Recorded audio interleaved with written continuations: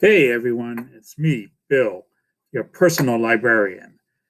And on today's In the Library, I'm going to be reviewing David Duchovny's new novel, Truly Like Lightning. So come on in, take a seat, and let's turn some pages.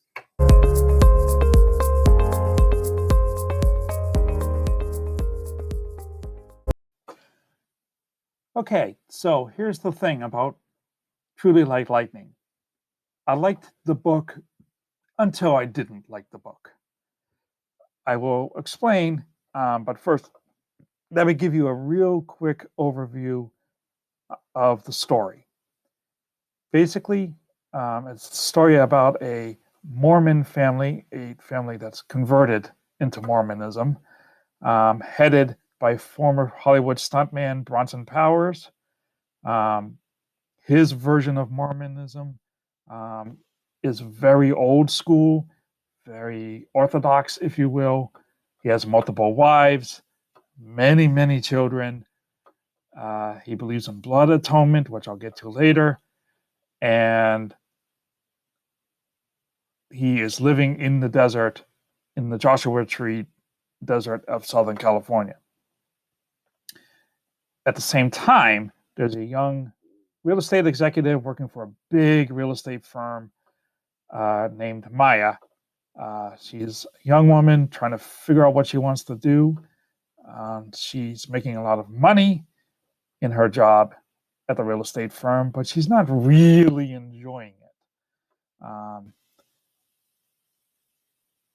She's looking for the unicorn, as her boss calls it. The unicorn is that once in a career deal that makes millions, if not billions of dollars for everyone involved. She finds out about the Bronson homestead, the Powers homestead rather, and she says, this is it. This is my unicorn. She makes a deal with them. We're going to take 3 of your kids, put them in public school. Everyone's been homeschooled up to this point. The rest of the kids will stay home. At the end of one school year, if the public school kids do better on a standardized test than the homeschool kids, you have to sell us most of your land, and we will help you with the authorities. Because at this point, the authorities have been snooping around a little bit, trying to figure out what's going on out there in the desert. On the other hand, if the homeschool kids do better on the test, we walk away, you keep everything, and we will still help you with the authorities. That's the very high level overview of the story. I'll get to what happens as we go along. Duchovny did his research on the Mormon religion. Here, he talks a lot about that in the acknowledgments after the main text of the book. He did a lot of reading on Brigham Young, a lot of reading on Joseph Smith and the founders of Mormonism. And he used that research to really good effect, especially in the first half of the book where everything is being set up. I like the way he writes. By the way, this is his 4th novel. This is the first one I've ever read. I don't know anything about the previous 3. If you've read any of them, tell me about it in the comments. But this is my first Duchovny novel. And the first half of the book went really well. I really enjoyed it. The descriptions of the desert, the process that you have to go through to convert into to the Mormon faith. There's a lot of detail on all of this. The way the homestead is set up, we meet all the kids, and this is all good stuff. There is a lot of cursing in the dialogue, especially in the second half of the book. Doesn't bother me, but I thought I'd let you know that.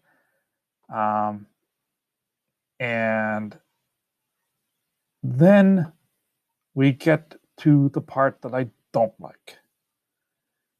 The second half of the book is takes place mostly in the city with the three kids that was sent to the public schools.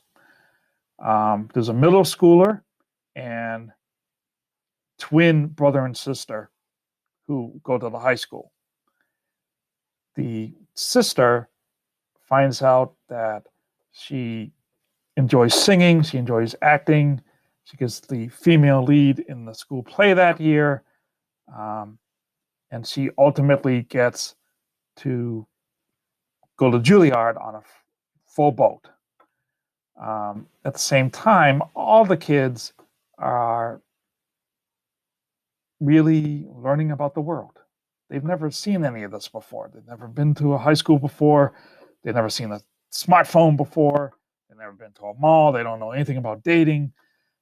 You know, it's a whole new world for them. And watching them explore this world is really good stuff. As I said, the sister enjoys acting, goes to Juilliard. Her twin brother goes to Harvard full ride. He gets in the business, he gets a job. He's the only one who gets a job out of the three kids. And he enjoys working. He enjoys seeing and working with other people. He actually unionizes the restaurant that he works for. Their brother, the middle schooler, things don't go as well for them. He actually ends up getting taken back to the desert with Bronson, and this is where Blood Atonement comes in.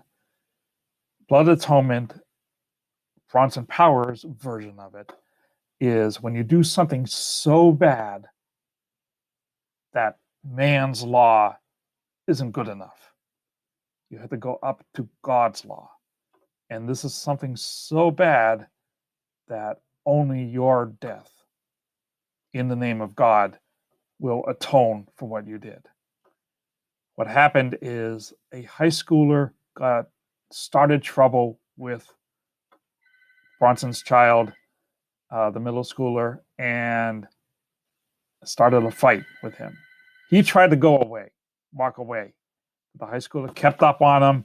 They ended up getting into a fight. The high schooler ended up dying as a result of injuries from the fight. This brings in Blood Atonement because another person died at the hands of his son. And they're in the desert, actually very, very close to being killed by his own father, except he wasn't, because one of the wives kills Bronson Powers. And all of this was after a firefight and the destruction of the homestead with fighting with the authorities.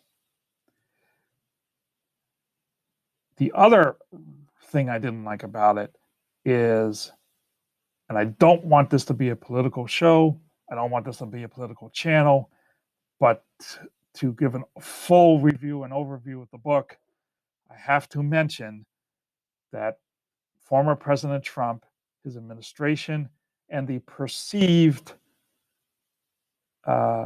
characteristics of his followers, as mass media wants you to believe, features very heavily in the second half of this book. It is extremely obvious how Duchovny feels and what his opinion is on these matters involving former President Trump. And to me, when you're writing a novel, you're, of course, just as an American, he's entitled to his opinion, as we all are. But to me, when you're writing a novel, you're writing another world. Even if it's sort of set in our world, you're ultimately writing another world. This is not meant to be a historical novel. However, ultimately, I think it will be considered a historical novel of a sort because it is very much of its time. you're writing entertainment when you're writing a novel. And when you read a novel, you want to read entertainment. You want to leave this world and go to another place, meet new people, see new things. What Duchovny did with the politics here is so over the top in my mind, so hit you over the head, that I almost gave up finishing reading this book. I was going to close it up on the bookshelf, walk away without finishing it. That's how bad it was to me. And like I said, he's entitled to his opinion, as we all are. But that's not necessary in a novel like this. At the very least, if he had created a brand new president, just like, even if it was a Trump-style president with Trump-style policies, at least there'd be some creativity there. He made up this whole world with all these characters and all these things going on. There's no reason why he should have done what he did in terms of President Trump and everything related. But that's not what Duchovny did. And because of that, the best letter grade I can give is a C-.